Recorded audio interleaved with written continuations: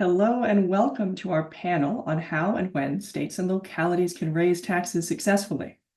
This is, I think, such a critical question. So much of our government occurs at a state and local level, and particularly given the gridlock that plagues Washington in recent decades, states and localities are where a lot of policy innovation and a lot of policy change are occurring. We have some very big questions before us. How does partisanship in the state of the economy impact the chances of a state successfully raising tax revenue? Does it help to link tax increases to popular spending? Do progressive tax bills fare better or worse than broad-based tax increases? These are just some of the questions we're going to be taking on today, and please join in by submitting your questions either to @Brookings.gov with hashtag raising state tax or by email to events@brookings.edu. My name is Vanessa Williamson. I'm a senior fellow in governance studies at the Brookings Institution, and I am thrilled to be joined today by an all-star panel of researchers and practitioners to talk through what data and experience can tell us about how to raise taxes. First, though, I'm going to provide a brief introduction because there are some serious and widespread misperceptions about taxation in America. First, it is commonly believed that raising taxes is hard because Americans are particularly opposed to tax increases.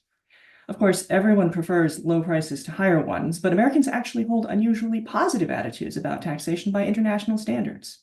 Over 90% of Americans describe taxpaying as a civic duty, and 3/4 go so far as to describe taxpaying as patriotic. In polls, majorities of Americans, including majorities of Republicans, consistently want to spend more on major public investments like roads, schools, Social Security, and healthcare. And they even say that they are personally willing to pay more in taxes to support additional spending on these investments. But politics is not a public opinion poll. There is a very robust literature in political science that demonstrates that the preferences of wealthy Americans predict public policy changes, not the preferences of the poor or middle class. More broadly, it is organized interests operating through the party system that drive political action. It takes organization to win elections, it takes organization to win legislative victories, and our very inertial political system makes change extremely hard. Having amorphous public opinion on your side doesn't mean very much.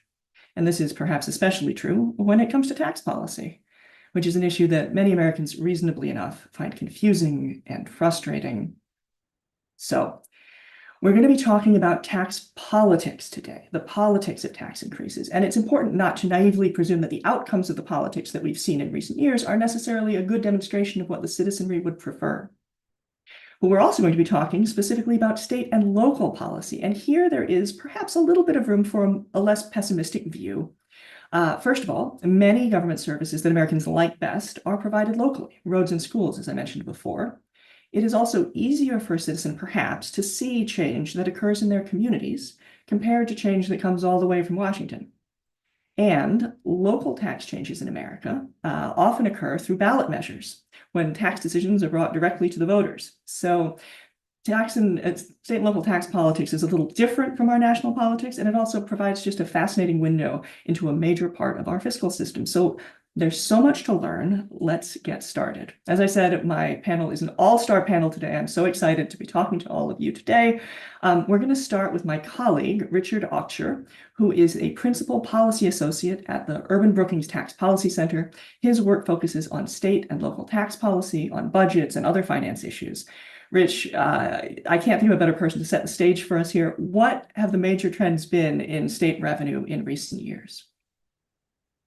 Well, that's an overly kind introduction, Vanessa. Thank you so much for inviting me here. I'll speak for everyone. Thank you. This is really appreciated to be with all these very smart people. We are going to be spending the next hour or so talking about tax increases, but to set the scene, it's important to note that the past few years have been dominated by tax cuts. From 2021 to 2023, 48 out of 50 states cut taxes. That means North, South, East, West, Republican, Democratic, nearly every state cut taxes over the past few years. Now, they passed different tax cuts, and that has important fiscal ramifications that we can get to later, but we all had tax cuts. So why did that happen? And this is one of my little hobby horses. I too often hear this story told as the pandemic happened, Congress sent a bunch of money to the states, then the states cut taxes. That is lacking really important context. So let's tell the story again correctly. COVID happened, Congress passed three massive pandemic-related bills that included things like stimulus checks, aid to local businesses, child tax credits, and aid to the states. And so as a result, we had this economic boom, which helped drive own source revenue for states, which then came on top of the federal assistance directly to state governments, which the way I described this created a situation where state policymakers were allowed to legislate on easy mode. The way this typically works is that if someone wants a tax cut, even in a Republican state, they'll bring the tax cut up, and then it's how do you pay for this? And that's got to be offsetting tax increases or spending cuts. And tax cuts are fun until you start talking about cutting education spending, and then people get their backs up. But with all of that own source revenue on top of the federal money, we had a scenario where state policymakers were able to say yes to the tax cut, yes to the spending increase, and yes to increase savings and donations to rainy day funds and the like. Now we're transitioning back into just a far more normal legislative scenario. The economy is now at a far more, recognizable, consistent economic growth rate. The funds that were included in those pandemic bills are expiring. And so that has brought us now to a position where there are trade-offs. Some states are still passing tax cuts, around 10 to 15 this year have passed tax cuts. But they're having to offset that. They're having to have conversations about cutting spending, and that's making them smaller and more contentious. And as also at the same time, other states are now trying to figure out how they're going to meet their spending needs. And so this is where and how we are now getting tax increases back on the table and part of the state fiscal conversation. Thank you for that, Richard. I think that's, such an important context for sort of you always have to know where you're starting from. And I think we're sort of starting from below water a little bit on this question. I want to turn it to Wes Tharp, who is a senior advisor for state tax policy on the state fiscal policy team at the Center for Budget and Policy Priorities. So Wes, alongside these tax cuts that we've heard, we've also seen some states, at least in relatively recent years, engage in substantial revenue increases. So can you talk us through those increases and what that revenue has allowed the states to achieve?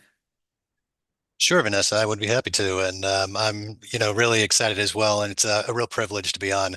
I want to quickly start as well, not by belaboring the issue, but really just kind of seconding so much of what Richard said about the broader context we've seen these last 3 years, because I think it does kind of put a fine point on the revenue raising that we've seen, coming out of the historic federal response to COVID-19 and the stronger than expected economic rebound and revenue growth that we saw.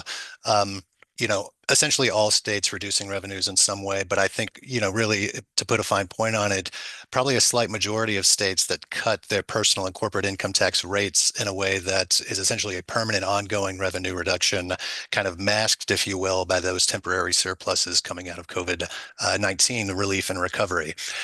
And I think it's that context that really in some ways makes it, maybe if not quite extraordinary, at least especially noteworthy and really important for us to learn from the fact that there has been this smaller handful of states that have gone in a different direction. Not just by protecting revenues, but by increasing revenues, proactively, raising taxes in some targeted ways. Things like shoring up personal and corporate income taxes, trimming back loopholes for capital gains, a few other things such as enacting new payroll taxes. That's allowed states to kind of strengthen their existing services, embark on some new initiatives. And in one case to New Mexico most recently to kind of enact targeted tax cuts at the bottom with those new revenues raised from taxpayers at the top. Now, in terms of those few specific examples you were asking about, from 2021 to 2024, like most things in state policy making in terms of tracking, it just depends a little bit on what you count. But we've been really looking at 9 states in the District of Columbia that have raised revenues in some targeted ways for targeted investments, things like universal free school meals, expanded childcare and paid leave, strengthened public transit, and higher education and housing options to increase affordability. Out of those 10, I want to put a fine point on 3 with just a little bit of time here. One is a state that I know we're going to be talking a bit more about, which is Massachusetts. Their voters in 2022 approved a new tax on incomes above $1 million. That's expected to potentially raise at least about $2 billion a year, specifically for public education and transportation. Just in the state's current 2025 budget, that state is now investing more than $700 million in public education on top of what it was before, and more than 500 million more to transportation. That includes expanded public transit, things like essentially free community college programs, more university scholarships. They're retrofitting K through 12 schools to make them more energy efficient and environmentally healthy in this era of increasingly essential investment in climate reduction and climate justice measures. The second state I would point to is Minnesota. Their policymakers last year enacted some measures that crack down on corporate tax avoidance and collect more capital gains revenue from high-income households. In the same legislative session, they made public colleges virtually free, invested $1 billion in affordable homes, scheduled replacement of all lead pipes in the state, and passed a fully refundable child tax credit, among other things. Third example here from me, and then I'll close and cede some time to others. Washington State has enacted a new excise tax on income from the sale of stocks and investments, enacted in 2021.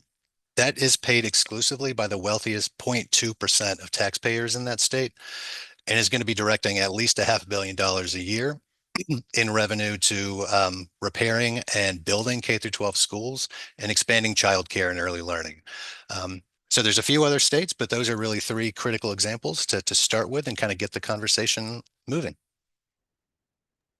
Thanks so much, Wes. That is a wonderful sort of introduction to the breadth of different ways that we're seeing some tax increases occur. I want to focus in, as you mentioned, on a specific example, which is Massachusetts.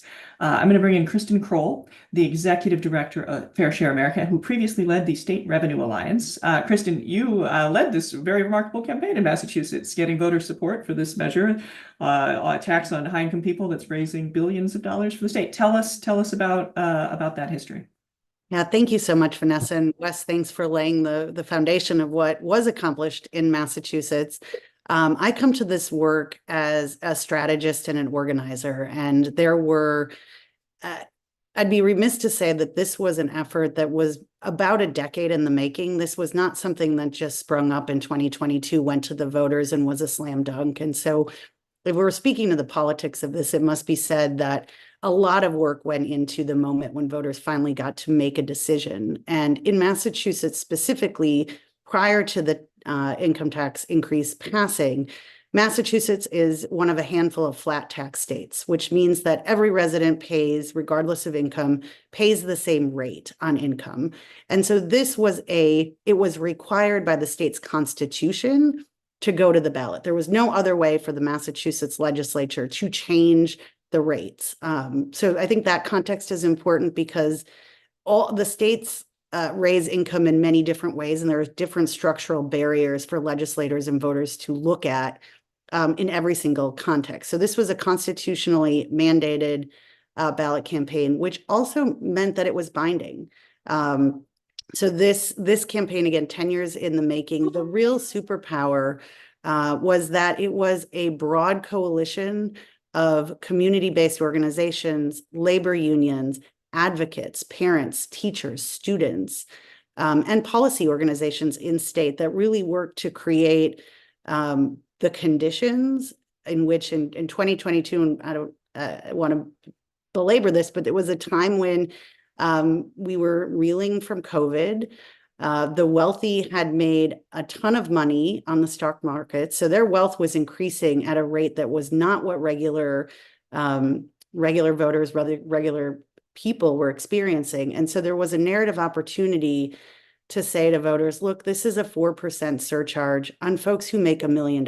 And really, it only hits the income, the increase only hits at the dollar over $1 million. And so it's an argument around one, who pays, and then two, what's it for? And Wes really laid out, now we're seeing this, it's $2.3 billion. It's constitutionally dedicated for public education and transportation. And the second part of the story is then we, the organizers, must tell the voters and communicate this is what this pays for, and this is the investment that your community, your school, your public transit route has reaped from this campaign. So thank you. That's great. So I think, yeah, as you said, Massachusetts is kind of an unusual case in certain ways, right? It both has, very strict limits on its taxes in its state, but it's also a reputation, earned or unearned, for being a very liberal place, right?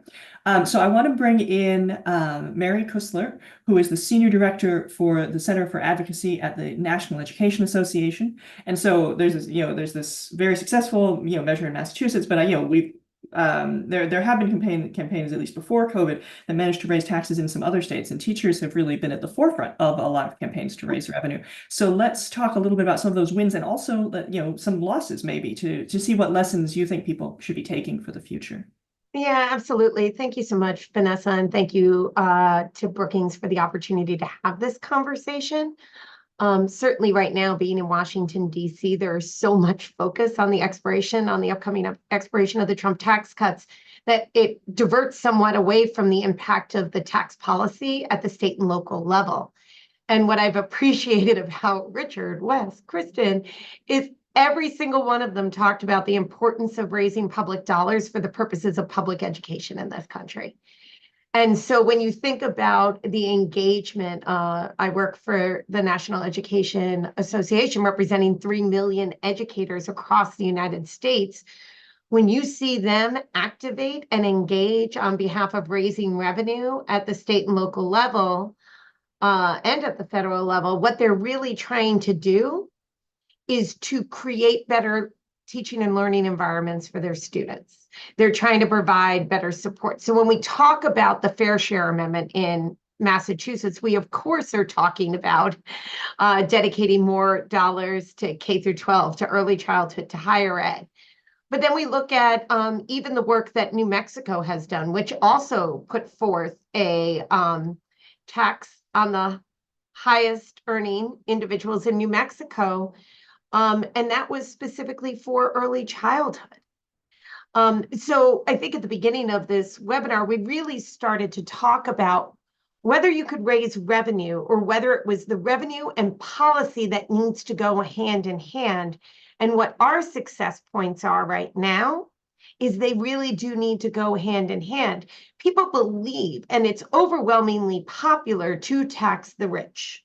That is not a unpopular phrase, but to tax for the purpose of taxing versus to tax for the purposes of providing early childhood education or providing free school lunches like in Colorado. That is really important.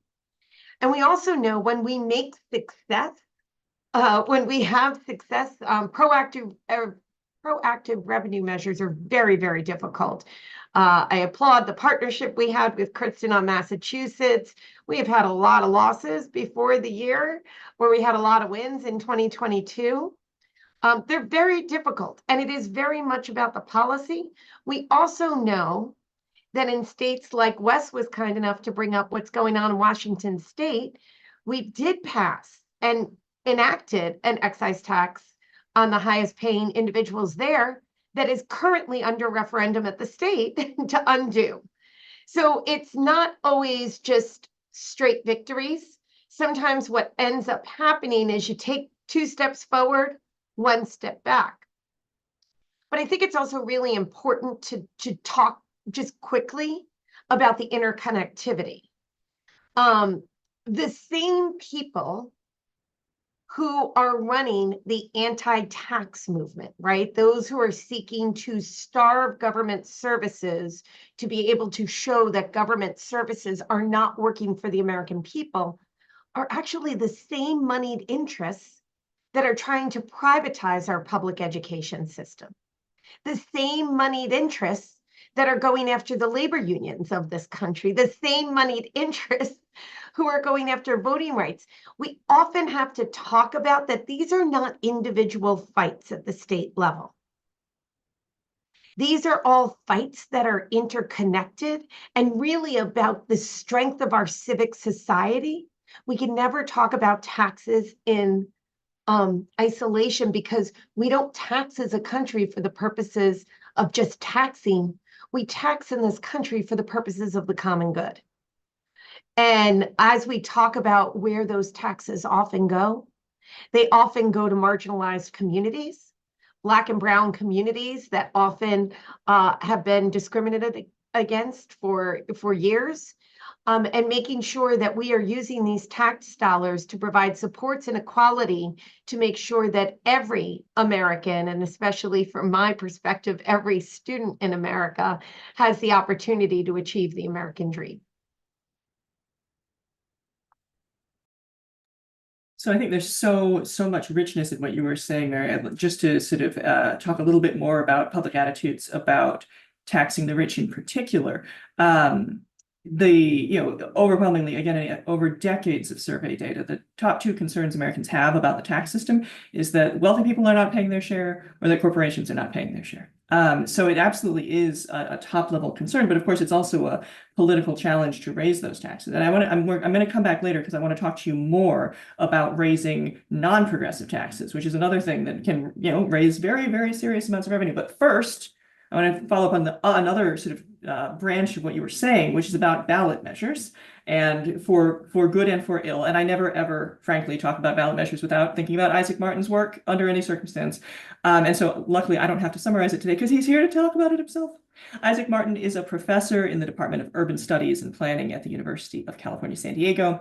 Isaac has done some of the most rigorous work on when and why local ballot measures pass in California, the state most obsessed with ballot measures that I know of, certainly. So can you tell us a little bit about what you found in that work?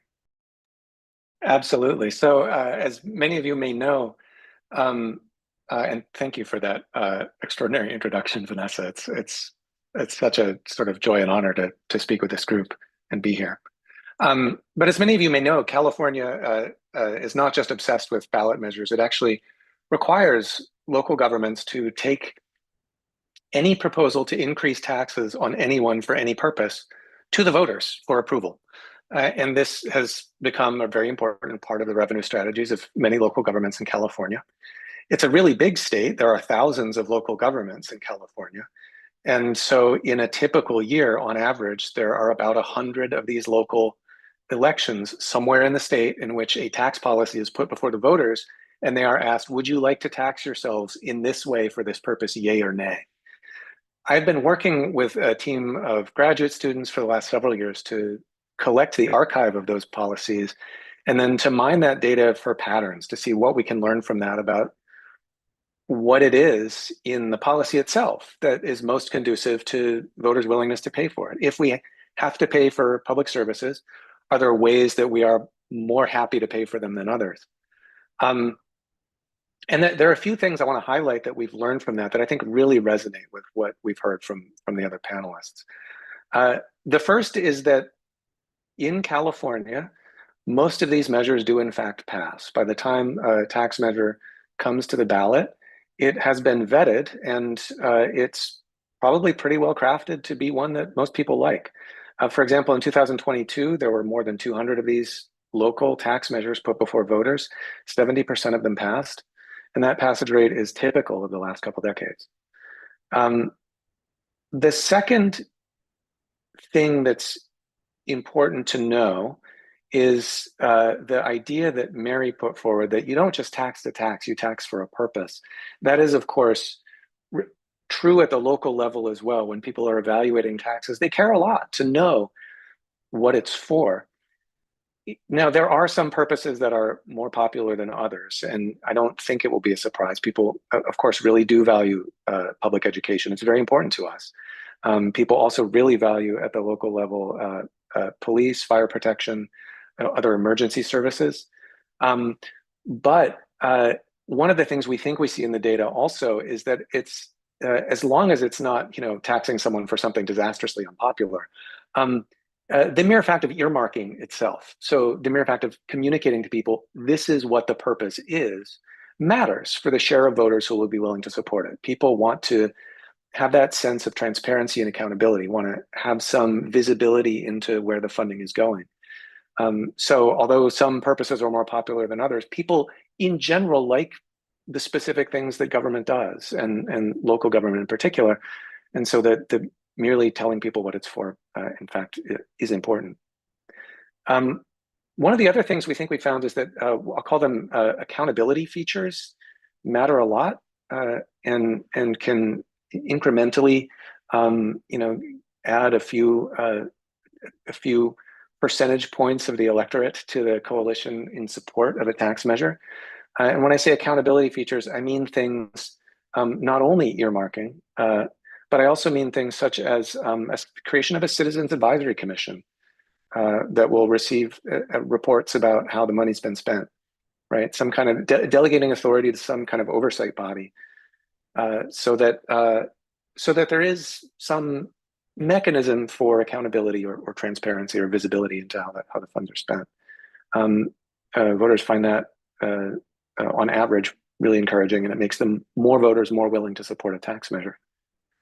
One of the last things that was really interesting to me, and this builds on some work by the scholar Elizabeth Pearson, who argued that voters become more willing to support tax measures after they have first kind of tasted the tax.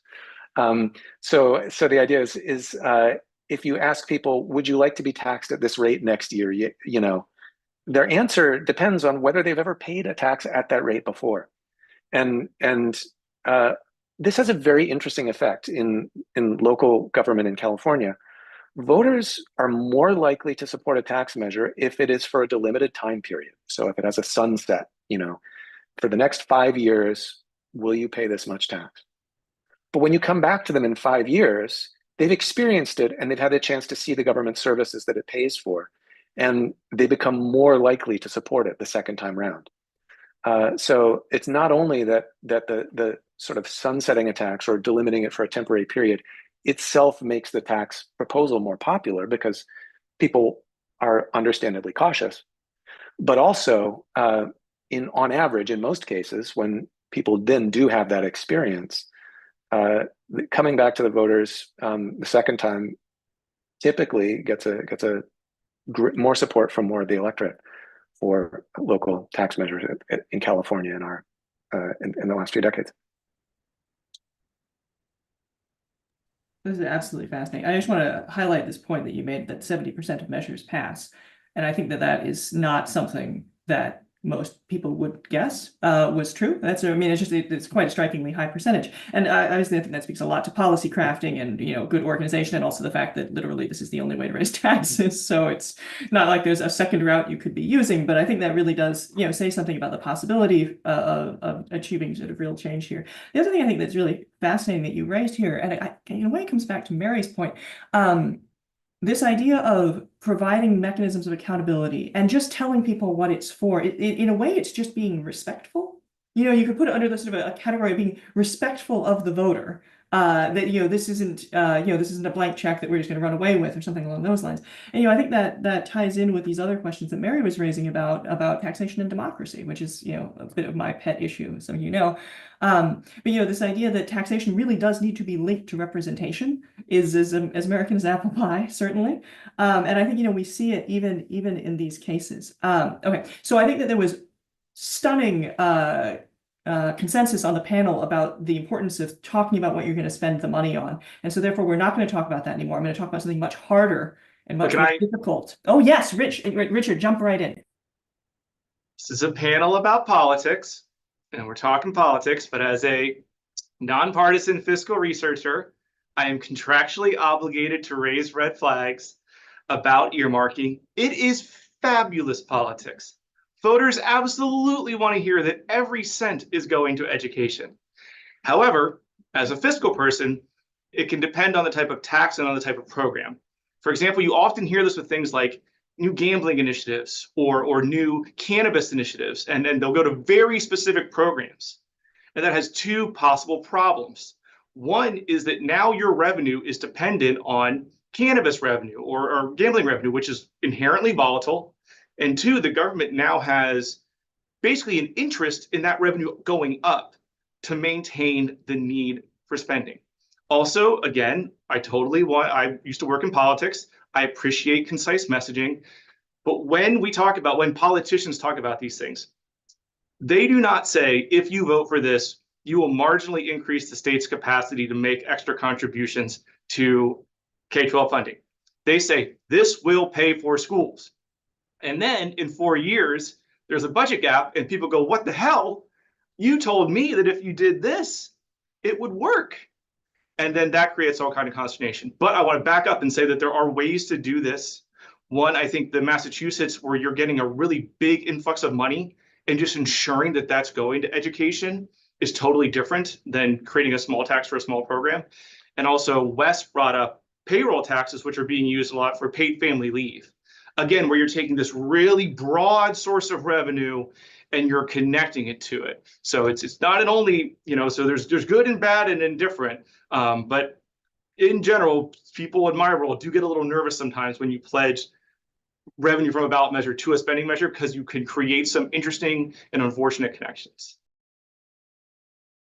Yeah, I think that's absolutely right. I mean, in general, the idea that what sounds good as a revenue measure and what it sounds like it should pay for doesn't actually mean that the dollars are going to be the correct number of dollars. And that is, absolutely, I think your point about small tax, small program is a really good one when we're thinking about that. I also I think your point about the payroll tax and broad-based taxes reminds me that this was a point I wanted to bring up earlier.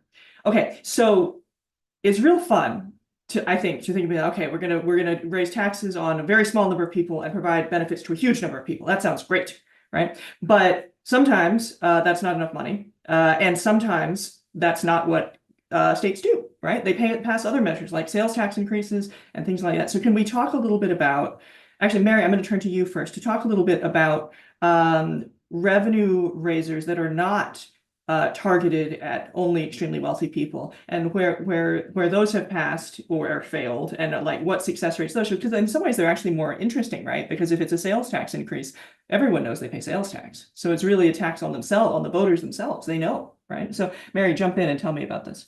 Yeah, I mean, we certainly know, thanks Vanessa on this, we certainly know that sales taxes can also often be seen as a pretty regressive tax that tends to carry greater hardship on those who are least able to pay.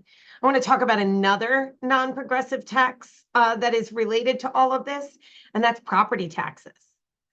And property taxes have really helped to exacerbate the inequities in our schools. So for those of you who may not know, the overwhelming majority of public schools in America are funded through property taxes. Property taxes, if you have rich property, you are likely having well-funded schools. If you have low property rates, you are likely relying on the government a lot more, the state government a lot more, to equalize that funding. In addition, when you have local jurisdictions, so when we have significant numbers of foreclosures in a given area, that's a lack of property taxes because banks aren't paying property taxes on housing that is foreclosed on. If you have corporations building businesses in communities, many times you will have an exemption on local taxes, which then may not result in the needed funding at the local level. So this whole idea of funding education in America based off of property taxes has really, unfortunately, exacerbated the inequities.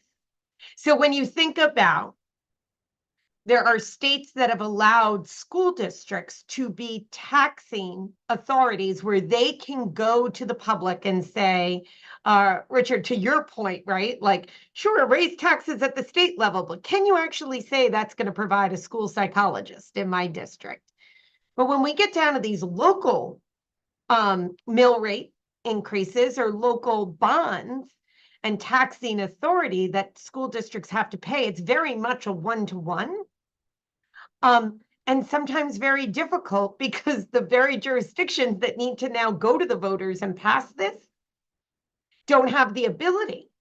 And then when some states try to take on what are deemed as equalization measures, so Isaac, you obviously know from California, we have Prop 13, which quote unquote stopped jurisdictions from raising and messing around property taxes to quote unquote get at this issue of inequity in school funding in California, well, families just went around it and started all these nonprofit foundations to help supplement funding for their schools and pay for positions, right? So there's this whole idea that the overall taxable rate of your community driving the level of government services you're getting. While yes, it can raise a lot of money, it also raises a lot of policy questions. What's the equalization stabilization coming from the state level?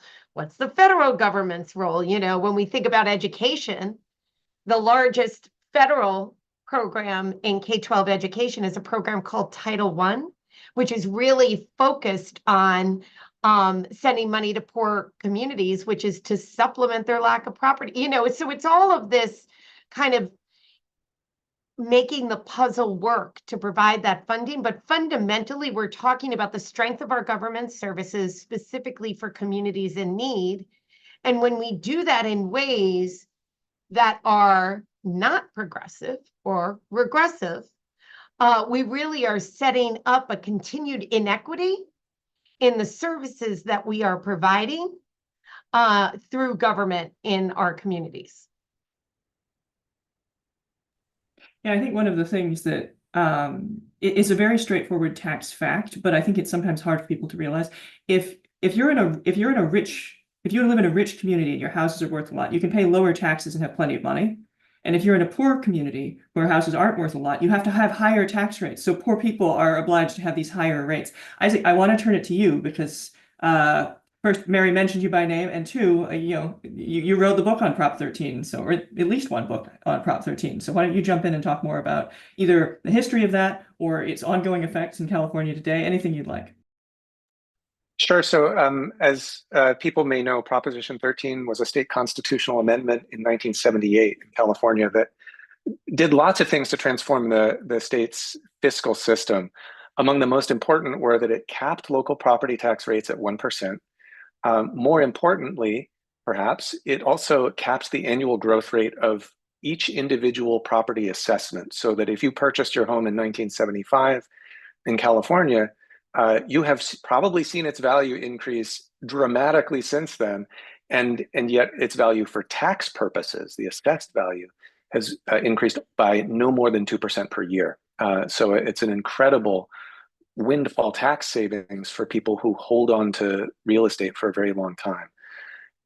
It also limited the ability of local governments to tax in other ways.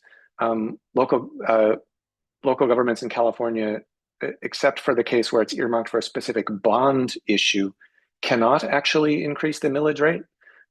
What they can do is vote themselves what's called a parcel tax, a per parcel flat fee. Different jurisdictions in California have experimented with different ways of trying to make that a little less regressive, because that is perhaps the most regressive kind of property tax. It is both local and completely decoupled from the value of the property. There are variants on parcel taxes that try to scale it by the square footage of the property, for example. But one of the things that's interesting in this context to me is that parcel taxes you might think of as, I mean, they are clearly target property owners, and as we know, homeowners vote at a very high rate. They are regressive taxes, and in public opinion polls, people say they prefer progressive taxation. But parcel taxes in California local governments are among the most popular of the kinds of tax measures that are put before voters. In part, I think, because of the ways in which they are often earmarked, to return to a point we've been talking about. And in particular, the sort of, if I had to characterize that, like, imagine the very most popular tax measure you could propose in a California municipality, it might be a local property tax earmarked for local ambulance services. So something that is in effect a kind of insurance program for residents of the place, and has a regressive financing structure, but nevertheless provides a universalistic service within that area. I do want to pivot back briefly to the question of earmarking, because I am in real sympathy with Richard's point that earmarking isn't necessarily what we think of when we think of good government. I'm a little less worried, I think, about the sort of creating fiscal dependence on disreputable activities in the private sector or something. But I am much more worried about the ways in which it constrains our ability to budget effectively. The way in which the number we get from that source might not match the number we need for the thing we're trying to budget for, and the way that it can bind the hands of legislators, who, after all, we vote for and hire precisely to help us kind of govern. I think the way I've come to think about this is that it would be really terrible to have a fiscal system that was consisted entirely of earmarked taxes. That would be incredibly inflexible, and sort of create all kinds of perverse incentive. But that it can be a very important part of a portfolio. And this is sort of how I think about financing state and local government in general, is that it's much less important to kind of think of what is the optimal single best kind of tax we could do, right? Find the one dream tax. And much more important to think about, the mix, and having a mix that can meet our various different goals around progressivity, but also stability, to revenue goals that are often in some tension with each other. So I guess I'll say, sort of from a big picture policy standpoint, earmarking also makes me nervous, but I think, in the condition of a system where we ask voters to reflect on how they want to tax themselves, it makes sense to me as a reasonable concession to what we want, and it makes sense to me as, again, part of a system rather than as the sole device. Rich, I want to give you a chance to jump in on that, but first I'm going to, something you said about legislatures, Isaac. It's funny to me that these measures do better when it refers to there being an advisory council that's going to have oversight. Because, you might imagine, we could have, an elected representative body that provided the advisory council that worked as oversight of our taxes, and it would be our state government or local government. But people don't maybe have faith in that anymore. So they need an additional add-on advisory council or commission that they can, sort of have new trust in. So, I think there is that deep question of whether, it really speaks more to, distrust in government or trust in government, that the accountability measures make it more likely for people to pass tax increases. Richard, would you want to jump in and talk more about the earmarking question, or spending more generally? Only to say that in a really boring way, I think we all disagree and are just saying it. I don't have to get any votes. No one votes for me for depending on what I say. There are tons of things that I say as a nonpartisan fiscal researcher that I would never allow a candidate I was working for to say, because he or she would lose. Because my positions are unpopular. And I do think people in my position should be a lot more humble about policy actors who are dealing with limited resources. I think this is true of earmarking. I also think this is true of politicians that are possibly pushing for a sales tax increase, even though we would say it's regressive, or a property tax increase, even though, kind of as Mary is alluding to, sometimes the real issue is the porous nature of your tax base. Because the question isn't like, is this good or bad? It's like, what are the options available to the policymaker? And what is the best option available of those options that are on the table? And they're often restrained for numerous reasons that have nothing to do with public policy. And Vanessa, if I could maybe add just a quick thought here, I think maybe perhaps to try and square the circle a bit, as someone who's both a tax policy wonk on one hand, but also has sort of like seen a lot of these political debates play out, has worked in a state legislature, has been sort of tangentially involved on teams with a lot of these campaigns, is I do think it might be worth distinguishing just a bit between actually dedicating new revenues to a specific program or service legally, statutorily or constitutionally, which let's just say is fine in some circumstances and can be an effective strategy in some circumstances. With at the same time talking about how those revenues are going to be used and talking about, a case for public investment hand in hand with fair taxation. That is a little bit more of a kind of a broader case and conversation as opposed to actually legally dedicating the funds. We've seen a few states, New Jersey, New Mexico, New York come to mind, where they were able to raise revenues that were not explicitly dedicated or earmarked, if you will, but where there were sort of concurrently, if you will, new investments being made, a case for people, particularly wealthy households and corporations needing to pay a fair share, that sort of thing. I'd put really a fine point on Minnesota, I think, being a great example here in 2023, where they adopted what is essentially a $1 billion tax increase that wasn't really earmarked. It wasn't dedicated, but it was nested in a broader set of policies that were being enacted, sometimes referred to as the Minnesota Miracle, some of which I listed before, that were a lot of concrete investments in public services, but also, frankly and candidly, where they were also enacting a lot of policies that were more of a social policy or worker rights variety. Things like protecting the rights of Uber and Lyft drivers, things like enshrining access to abortion post-Dobbs, things like enacting new protections for transgender kids. And it allowed them to, again, make a case for revenues that wasn't totally in the abstract of just, we need more tax revenue. But it also, again, wasn't statutorily dedicated. It was part of this more aspirational narrative around taxes and revenue. Yeah, that's such an important point. I wonder if I can get Kristen to jump in here in your roles both at Fair Share America and State Revenue Alliance. I mean, I know you have thoughts about this question of spending and like what those links should be, either rhetorical or more sort of legalistic. And then also, I'd love your thoughts about the kind of taxes, the sort of broader based taxes, the more regressive taxes, the more progressive taxes, and in what sort of context you see those succeeding or failing, or what the strengths and weaknesses have. No, thank you. I think it's, I think for the argument that the spending has to be earmarked, there are examples of where that hasn't been true. In polling, there is a divergence. So I think the big takeaway, and, I do a lot of training of campaigners all across the country, is there is no general one size fits all model on how we win the policy, whether it is about building support to get a legislature to adopt and pass or the voters.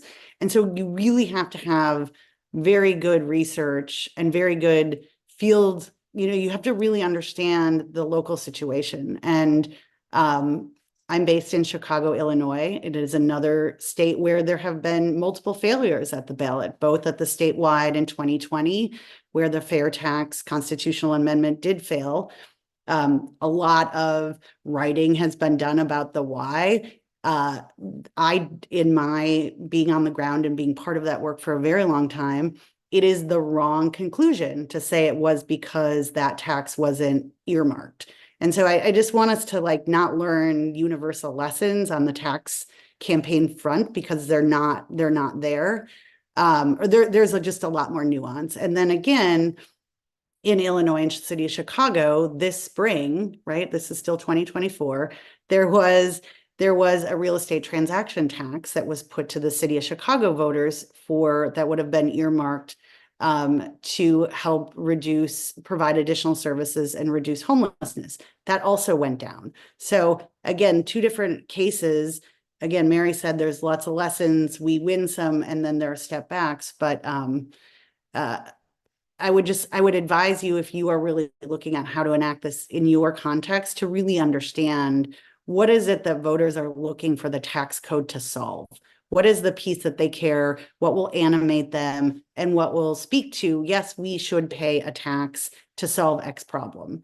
And then I believe so fundamentally that if possible, if your political context allows it, that progressivity on the broadest base possible is the best, right? It is the most optimal. Certainly there are states and in this country where it is not possible to do a progressive income tax increase either legislatively at the ballot. And so again, I don't want to the lesson shouldn't be like, well, no one can do anything. There's no global lessons to learn because it's so local, but just the politics are one of the most dominating features of what will determine a success or failure of a specific policy. And I'm so glad this is a conversation about the politics, because that really does set the context. And just to go back to Massachusetts for one hot minute,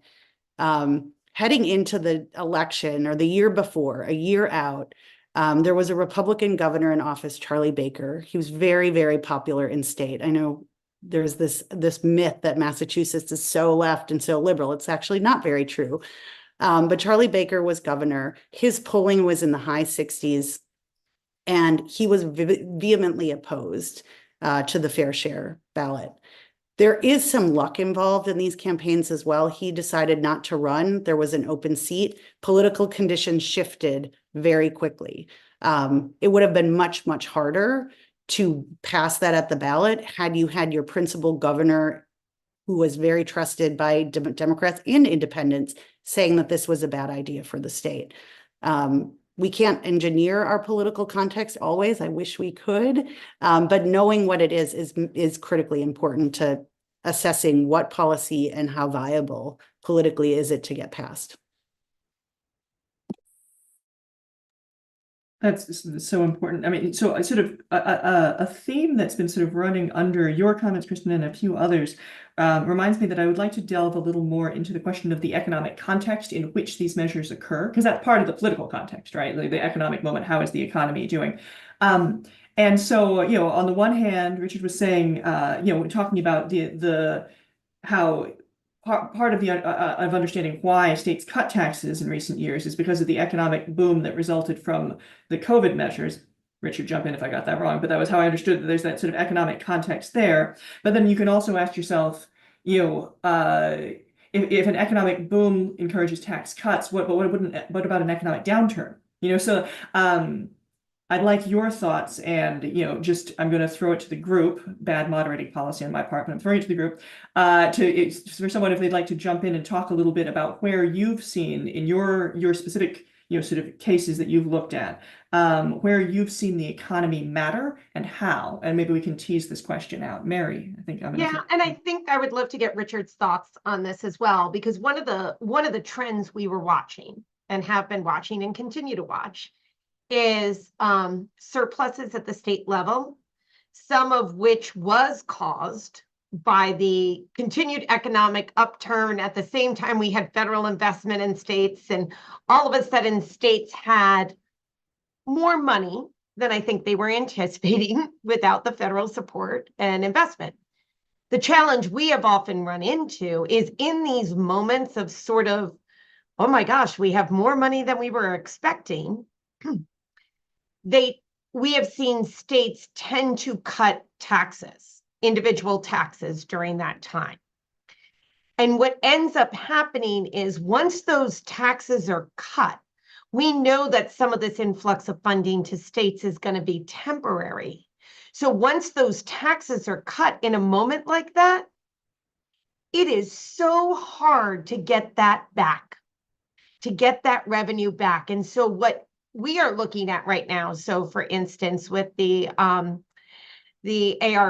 dollars, the American Rescue Plan dollars, even on the education side, we are just hitting this week our obligation window, and then we got to spend them.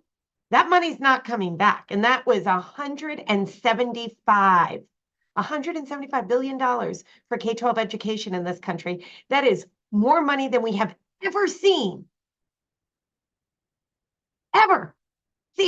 for education. And those funded positions, those funded school psychologists, they funded teachers, they funded after school programs, tutoring. And now all of a sudden, states didn't feel the massive pressure to increase funding to education because they got this big flux of money coming from the federal government. So now all of a sudden they have some extra money. We're going to cut taxes. The federal money goes away. And now all of a sudden we have massive shortfalls. We didn't see them yet this year, but we're going to expect them as that $175 million expires. We're going to see that money be needed in order to prevent massive teacher and school support services layoffs. And if the states cut taxes, getting that money back is going to be so difficult. Same with, you look about the impact of Medicaid on state budgets. Huge impact of the rising costs of Medicaid. If the federal government shifts its funding, that increases the impact on state budgets and fiscal policy. But if those taxes were cut, it becomes very difficult to figure out how we get those revenue raisers back.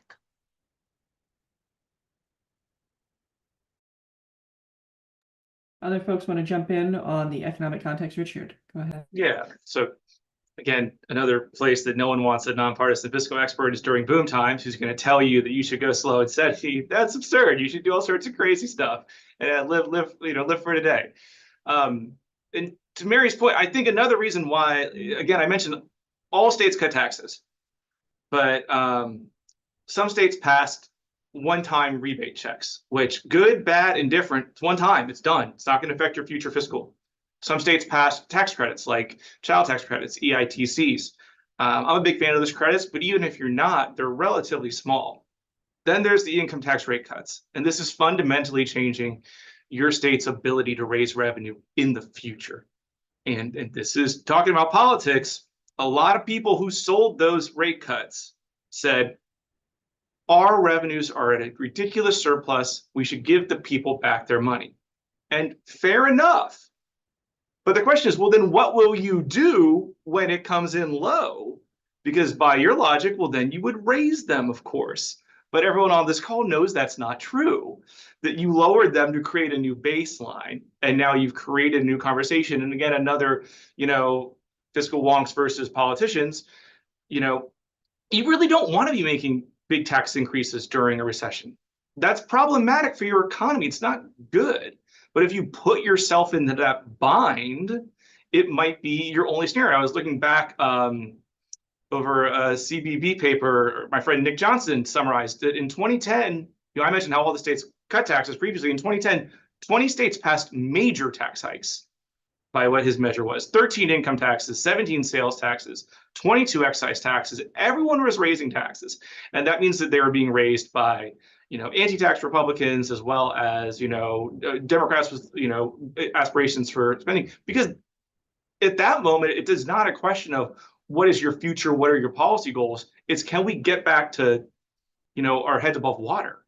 And that's honestly not to judge any of those in isolation, because I don't know exactly what they are, but that is how bad decisions get made. When you have no time and you have no place for analysis and thought and for offsetting changes and thinking about how you could possibly raise one tax but lower another to provide a more effective and equitable, distribution of the tax increase, you're just moving as fast as you can to try and keep up at that point.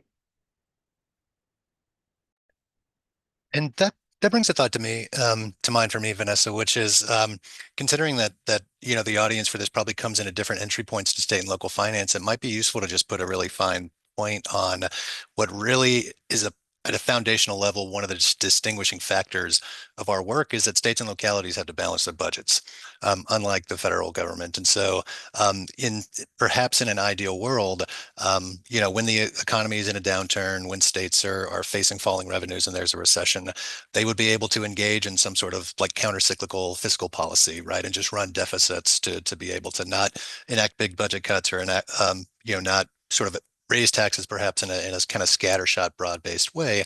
But state policymakers have to make those really hard choices. It is true, I think, thinking about the economic context, that it has been, generally speaking, more common for states to reach for tax increases when they have to. For example, even though a lot of states did cut taxes after the Great Recession, there was this bucket that used revenue raisers as a way to avoid at least some of the steepest budget cuts. But there's a strong case to be made that a better approach versus raising taxes kind of in an emergency and then wantonly cutting taxes when times are good is to think prudently when times are good. Perhaps when, particularly folks in wealthier households, corporations who are doing good can sustain and have the bandwidth for higher revenues to, if you will, run up the score a little bit on what states are capable of, when the economy is strong, when their fiscal houses are strong, looking at some of those targeted revenue raisers to be able to invest not just in things that people and communities are currently utilizing and relying on in a lot of cases, but what are the unmet needs of a state? What's something aspirational? Again, we've seen many states move into universal free school lunches. How do you have a more equitable K through 12 formula? Making college free, making housing more affordable, et cetera. And so I think that's actually, to close my point here, part of what really is interesting about this most recent handful of states that have been kind of going against that tax cutting grain of even when, they're not in a position when they have to prevent budget cuts, are looking at those revenue raisers as a policy choice and as something that they want to do to get those outcomes that they're looking at. Can I quickly add two more like little factoids that we carry around in our pockets as state and local people, which is just to emphasize Wes's point. Like sometimes you will hear governors talk about balanced budgets as if it's like a moral issue or that they had the courage to do it when the federal government doesn't. No, they have to. If the federal government doesn't, you just kind of go along. There's ramifications, but they can. If your state doesn't, well, now you can't borrow money and your economy collapses. Okay, so it has to happen. And then Mary has discussed this a few times. Something of just combining state and local spending. It's over 50% to 60% is just education and healthcare. It comes in different forms, but that's it. And so, what you'll hear as soon as the budget crisis happens is the governor will say, we're going to have to tighten our belts, but it won't be education and healthcare. And I typically hate like family budget analogies, but this is like if you lost your job and you're like, well, it's not going to affect our like mortgage payment or our car payments. Don't worry. It's like, well, no, but that's what you spend your money on. Like that's everything. There's nothing else to do. And so it has to affect those programs because that's what state and local governments do. They do a lot of things. We talked about how it's like, police officers and roads. Education and healthcare is such a huge component, and it's almost impossible to make the change without affecting them. Do other folks want to jump in on this this economic context question? I think that both the point that state and local governments are immediately required to slash stuff that people really care about, and that their only choices are or in general are sort of pro-cyclical and really significant factors. Are there other things people want to jump in on this point before I throw another bomb into the conversation? Okay, good. So I had a thought about this, and so one thing that we haven't talked about is whether it's easier or harder to raise large amounts of money. Right. So we were talking a little, it goes back to what Rich was saying about small taxes for small programs. And the problem with doing that is you end up with these sort of weird funds that don't really match the need, or let's say. But, think about what the Kristen's were. That was very big money. So what Mary was talking about, these are very, very big dollar sums. And I sometimes think that, and it may operate differently at state and local level, but at the federal level, I sometimes feel that the actual dollar amounts just don't seem to be making any impact when people are talking about budgets. So are there things that we can learn about whether you might as well go big or go home? Or do you sometimes really have to do that narrow measure because that's what you can get through? So it's a little bit of an oddball question, but I'd be very interested in folks' thoughts about it. Can I take a stab? I think if you're going to do this, go big. I don't think voters understand candidly the difference between $100 million measure and $1 billion. To people who are making this decision at the ballot, you're raising revenue. There are kind of two things in their mind. Am I going to pay the tax? And is it going to be used for something good that's important? The ability to judge the scale. Again, we talked about Massachusetts, 2.3 billion for infinity, constitutionally mandated. $100 million, 160 million in the city of Chicago in a very progressive political environment. I mean, it's a pretty democratic city. Lost. That was 100, small, it's relatively small amount of money vis-a-vis the total city of Chicago budget. It is Mary made this point. I think we're not giving it enough. Winning at the ballot, no matter what the economic or political conditions are, is still very difficult. Statewide, we lose these much more than we win them. It's why we've talked a lot about Massachusetts on this call and in the progressive tax ecosystem, because there are not a lot of them that we win at the ballot. And so my sort of call to us is, if we're going to do it, go as big as possible. And again, there's ways to pull test and stress test how big you can go. And in Massachusetts, we looked at 4%, 5%, 6%. In Illinois, there was a look at, how big of an increase before really voters would react, aversely. But I think go big or go home, because it's all this scale of funding to the regular person it's a construct. It doesn't, the numbers are very hard to get your head around. And then another tool into helping make the case is to show the scale. The number of dollars in, hundreds of millions to pay for college tuition in Massachusetts, hundreds of millions. But if you quantify, it was 22,500 students this year got free college education from that. So also help quantify it in ways that are very relatable and personal, and not just this big economic lens or the big numbers. And I also think, just to add on to what, because I'm a big fan of the go big or go home philosophy here, I think it's also about how many times you have to ask. If you keep going to the voters, if you keep going, even if you're going to do this, say, for instance, not through bond mill referenda, and you're just going to do it through legislation, how many times am I going to get a legislator to say I raised a tax or I found revenue, or, right? They're not, to Kristen's point, nobody understands. We talk about money at the state, local, state, or federal level like it's monopoly money. That money is not real at the kitchen table. The dollars amounts that we say are not real. And so how many times are we going to be able to make that ask?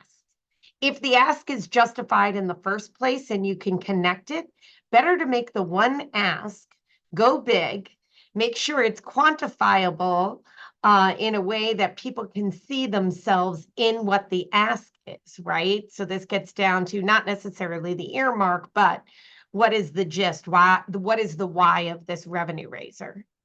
And I think that our success rate will be much higher than if we raise a little revenue over here for this, we raise a little revenue over there. Those two could potentially be less put together than one big ask, but it may be harder to make that win, because it's like, well, wait, didn't I just give you something?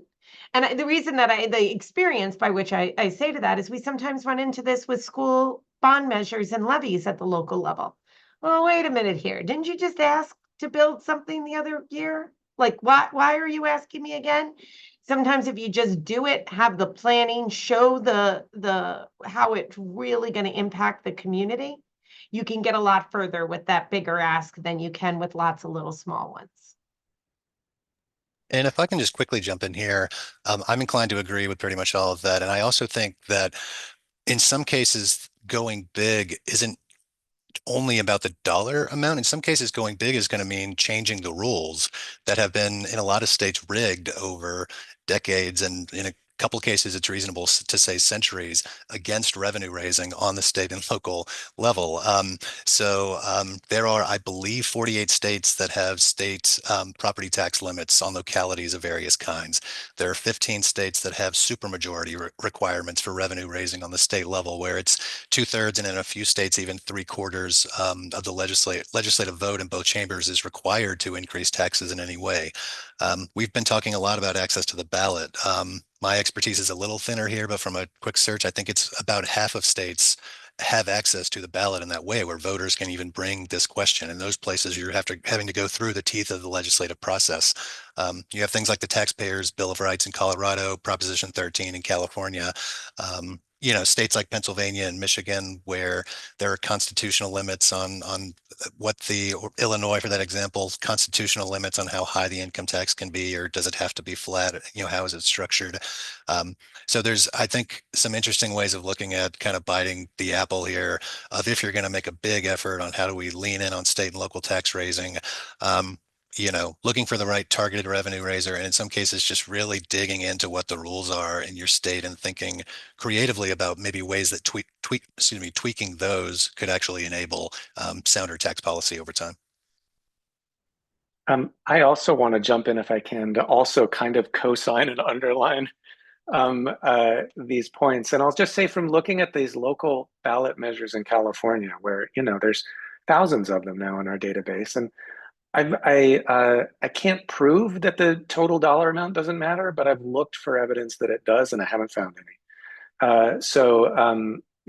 This idea that, like, those headline, once you're talking about millions even, it starts to be less real for people. When you get into tens of millions, it's an abstraction. And making it less abstract by talking about actual people and the actual things that that they will be able to do or enjoy or experience with that spending might, it seems really plausible to me that that might matter a lot more. I also want to return to and also kind of underline and co-sign a point that Kristen made earlier about context mattering a lot. I've talked a lot about these general patterns I found in California, but the other general pattern I haven't talked about much is like there's a lot of noise around that signal statistically, which is another way of saying like, yeah, places are different, right? And you can talk about averages and like on average, having this kind of policy feature, got people a couple more percentage points of the vote, but it doesn't mean it worked that way in every case. It doesn't mean that, that the knowledge of what's happening locally and the knowledge of the kind of institutional framework that Wes is talking about that really shapes the politics of this, and in each state quite differently, isn't tremendously important, and in some cases kind of overridingly important. So I agree with a lot of that. So Isaac, I have a small follow-up for you. I was very intrigued by Wes's point about one version of Go Big, which I normally think of as just big dollars, about being rule changes. And I don't know if that's something that shows up in your data, or if California's rules are so determined by Prop 13 that there are not rule changes available. But what do you think about that idea of institutional change? Certainly you've seen the other side of it, the resulting fiscal system after Prop 13. Yeah, no, California's rules change all the time. We amend our state constitution a lot. We haven't succeeded in really reforming Proposition 13 in a way that I think most public finance experts and including me would like to see. But I think I guess I'm really also I think it is worth thinking about, and so I'll say two things about that. One is it's really hard. We've no surprise to this group, right? And Californians, including educators and unions and lots of other sort of groups who care a lot about and have reason to care particularly about public spending, have struggled to kind of undo some of the inequities of Proposition 13 and have struck out several times. And I think in some of those cases, we could tell a story about how the economy mattered. And, there was one, a Schools and Communities First initiative that looked really promising in early 2020. And by the end of 2020, when it came to the ballot, why the economy and the whole situation sort of looked rather different. And I think that might be part of the story of why that reform effort didn't pass. But the other thing I'll say is that the people who put Proposition 13 in place, who rewrote the rules in a really, fundamental way, well, they had been trying for a good decade to get that done. And they struck out too a bunch of times before they accomplished what they accomplished. So this is also in a way to return to a point that I think I heard Kristen make early on, which is that it took 10 years to get that big revenue raiser done in Massachusetts. Persistence doesn't always pay off, but without persistence, big things don't happen. All right, I'm going to turn now to a couple of questions from the audience because we've been getting some very good ones. And this one I think is really helpful because I think we're about to have a big fight here in Washington over the Tax Cuts and Jobs Act, which was the Trump tax cut that is expiring, or at least portions of it are expiring next year. So basically, one thing you can say for sure about politics in Washington next year is that we're going to be fighting about taxes. The contours of that fight will be very different depending, of course, on the election result. But this is a superb question. It's just, what is the relevance of possible expiration of the TCJA, and particularly the SALT cap, which I'm going to ask the first person who talks about it to explain, the possible expiration of the TCJA and the SALT deduction cap to near-term state tax strategies? And I don't know who wants to take that, but I may be looking at Wes or Richard. Richard, I saw you smile. It's on you. this take is going to get me kicked out of state and local tax world. I think the SALT cap is the most overhyped, over-discussed thing in the world. Okay. I live in DC and I have Wait, tell people what it is first. So that's okay. Thank you. Apologies. So during the income tax, people who itemize their taxes, that means they don't take the standard deduction. You can either take a standard deduction or you can itemize deductions like your state and local taxes, your mortgage payments, some healthcare payments, charitable deductions. If you choose to itemize, you can deduct some of your state and local payments. If there was a lawyer here, they could go through all the reasons why this exists. Let's just stipulate that it exists. And that there was a cap placed in the TCJA at $10,000. This was a way for the Republicans who passed that bill to offset some of the costs. It is a big tax increase by putting that cap in. And it is one disproportionately paid by higher income households because you've got to have a lot of income and a lot of wealth to have a lot of income tax and a lot of mortgage payments. That said, as I've had screamed at me many times, you do not have to be rich to benefit from it. If you live in DC or the suburbs, God forbid, if you live in the New York suburbs in New Jersey, if you live in Washington State, you possibly have very high property tax bills and very high income tax payments in some of those states with an income tax. And when this went into effect, it reduced the deduction. Now, this is important. For some people, it did raise their taxes. There absolutely are people who pay more post-TCJA than pre-TCJA. But the TCJA was a massive tax cut for rich people. And so lots of people who lost the deduction, who don't get it, still pay less in tax. Now, what's wild is that we then have to hear about how this affects state taxes. And the first is it doesn't. It's a federal provision. It pisses off, sorry, I don't know if I use that word. It makes a lot of people really mad at the state level, and it makes people scared that they might, leave their jurisdiction. But the thing to keep in mind is so much else is going on. We do not have time for the whole tax and migration argument, but people move for all sorts of reasons. Some do for tax reasons. This could be a thing. But I think what's just really helpful to understand here is that TCJ goes into effect and then COVID happens. And so how are you supposed to start pulling any of this stuff apart? Then we have increases, we have other political changes, and now it's going to show up.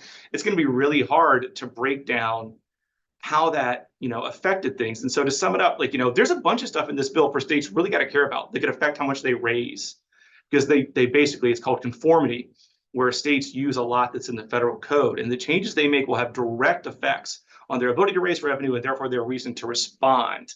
But to wrap this all up, the idea is that, sorry, I'm rambling, it's your fault, is that if you cap the state and local tax deductions, state and local governments would, reduce their taxes because they use it as a subsidy.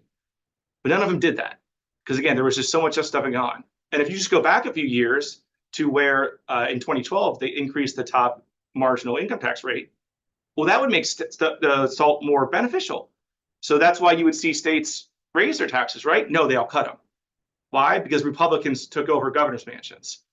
And with so many tax debates, there is so many other things going on that it's important that we always contextualize all the other trends and things that are going to affect the ultimate outcome for both taxpayers and governments. If I can just add to this, the one area that I would say that it did impact is paying for schools.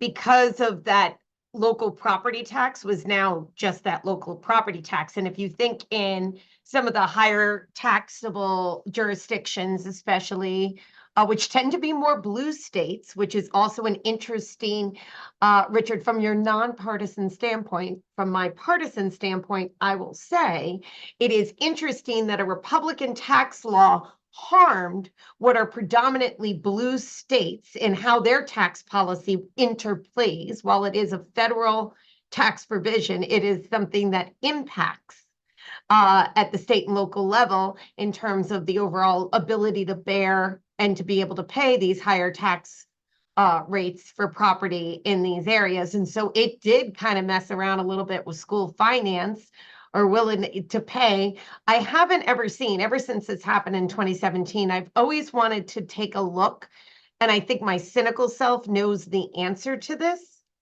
But to whether there is actually a researcher's look of if it changed home marketing pricing versus non-SALT states. And that was one of the predictions that was going to happen.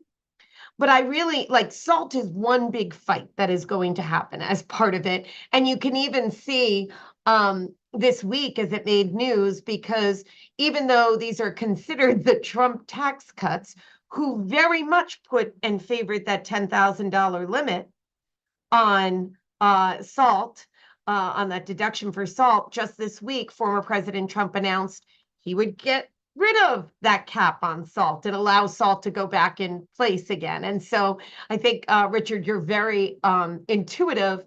They needed to pay for these tax cuts that raised money, was also a great part of the sausage making of how this all happens.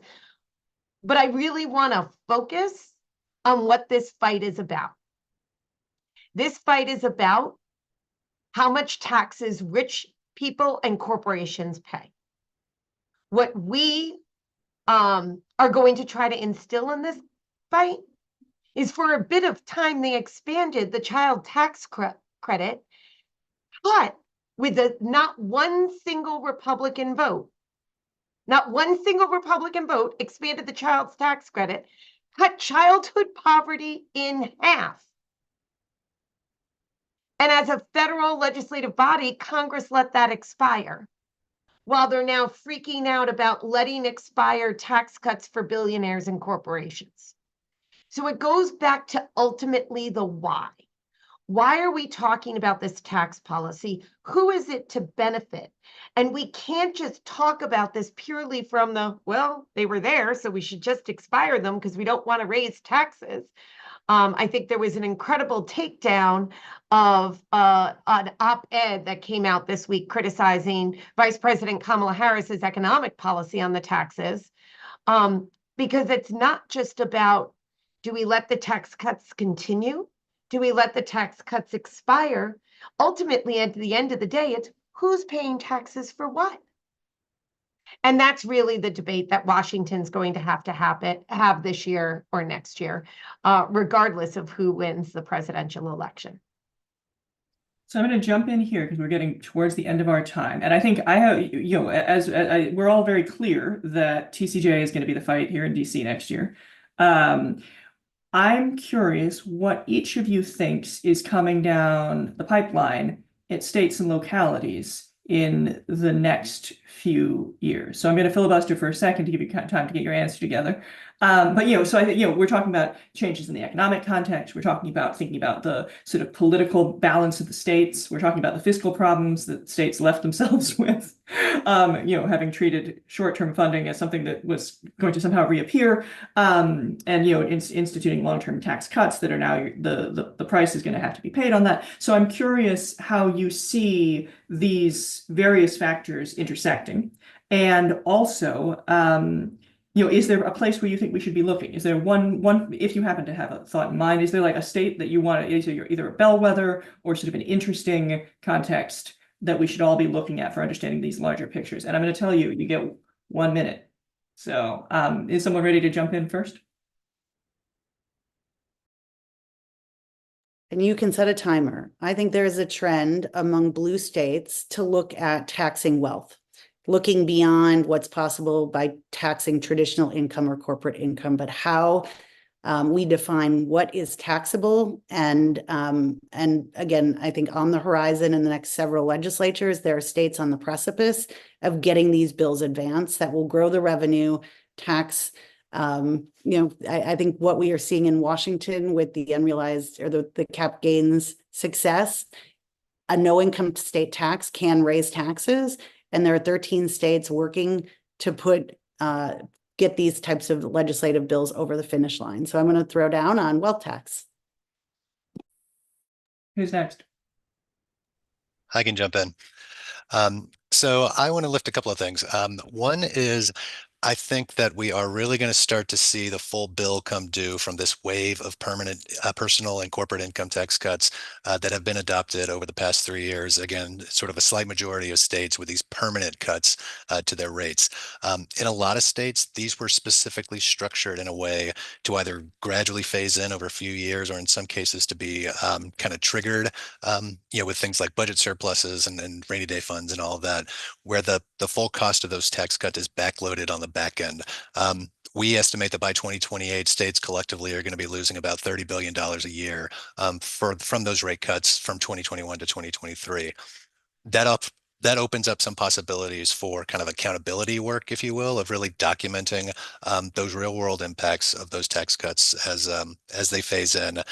And I think also the flip side of that is then I think we will continue to see some degree of divergence with a smaller handful of states potentially kind of going big or going home on proactive revenue raising. Places like Maryland and Vermont, there were big debates this year that didn't quite get to the finish line.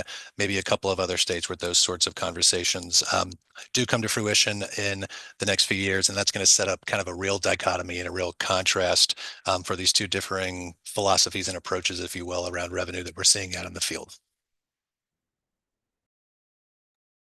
I think I'll just pop in here and add on to what we're talking about in terms of this bill coming due, in terms of the wealth tax.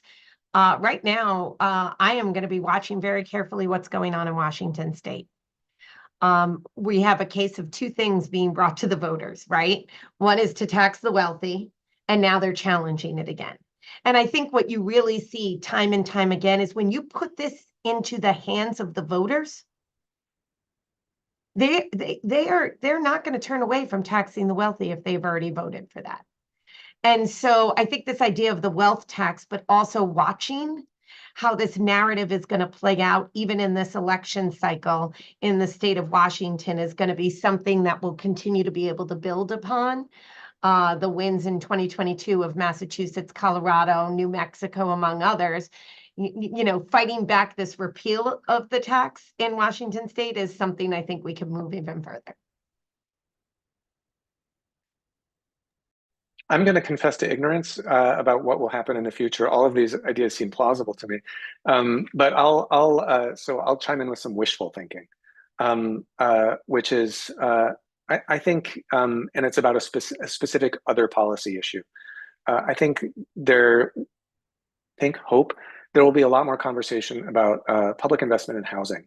The housing crisis, I'm speaking here from San Diego, housing crisis here in particular, but throughout the US is so acute. And there are, more and more interesting conversations about public participation in financing housing than there have been for a while. I'm sure there will be fights over that, but I'm hopeful that we'll start to get serious about looking for mechanisms to pay for more public participation in creating enough housing for people. And Rich? All right, Vanessa, I feel like you're an optimist, so you can come in after me when I reign with my pessimism first. So please save us after this. I'm very concerned about how polarization manifests at the state level. The way polarization manifests at the federal level is we get gridlock. You can't get past it because they're roughly equal. But in the states, you have overwhelming Republican and overwhelming Democratic majorities. To bring this back to SALT, the whole theory of SALT is that if SALT exists, people are more likely to create income tax hikes than sales tax hikes because they're deductible. I don't think that matters. I think partisan makeup of the state matters. And we're going to start seeing Democratic states continuing to make their income taxes more progressive, both with higher rates on high income payers and tax credits for low income taxpayers. And Republicans are going to work to get rid of their income taxes. I think Wes is absolutely correct that the bill will come due. I worry about how that bill is paid in some of those states that are trying to get rid of the one tool they have for progressivity. And to do the whole both sides things that I have to do my job, I do kind of worry, does a Democratic state push it a little too far in the other direction and possibly create negative consequences because there's no one there to push back? And so that is my concern, is how these continue to see just totally different states tackling the same problems, especially when that problem is a budget crisis. Well, I will just wrap up by saying thank you to you all, and I will put my positivity into saying how much I enjoyed. I learned so much from this panel. I'm just going to quickly say three things that seemed like takeaways to me. One, this idea that you should go big or go home, that seemed to have near universal agreement, and I love that kind of thing. Two, on spending, you should at least talk about what it could pay for, whether or not that is actually like legislatively required, or just talking to voters about what the point of raising money is. And then the third one I thought that came out again and again was to keep trying. These kinds of challenges are long-term challenges, and that one defeat shouldn't lead policymakers to throw up their hands. So I just want to thank you all again for bringing an extraordinary amount of expertise to this conversation, and to thank our audience for listening and for sending in such good questions. Thank you, guys.